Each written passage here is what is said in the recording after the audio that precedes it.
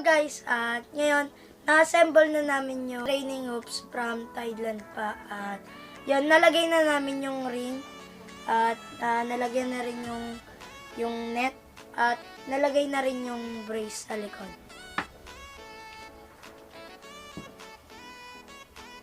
Sa ngayon mga idol, hinahanapan pa namin kung saan ilalagay at kung saan magandang ilagay ito.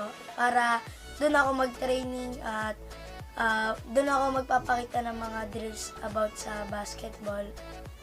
Sa ngayon guys, unting review muna tayo at alamin natin yung standard ng pagkakagawa nito.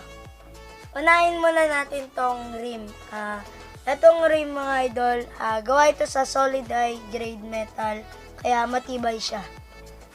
Itong rim na to mga idol, ay ang diameter nito is 13 inches lang kumpara sa standard 18 inches, kaya mas maliit ito ng onte.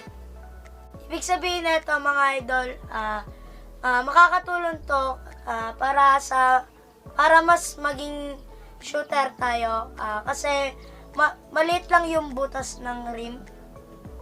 At syempre, masasanay yung mga mata natin na lagi lang nakapokus sa gitna ng rim. Kaya maganda to gamitin kapag magpa-practice tayo ng shooting.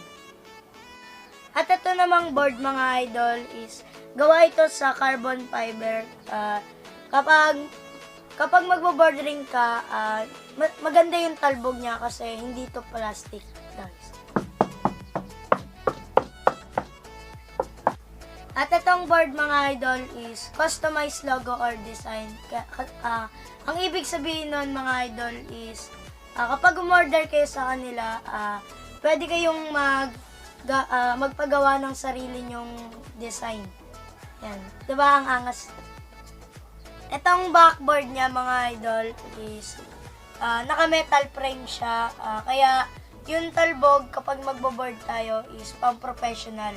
Para nag-bordering na rin tayo sa mga fiberglass na board, kaya maganda yung talbog niya. At ito namang brace mga idol is gawa ito sa metal.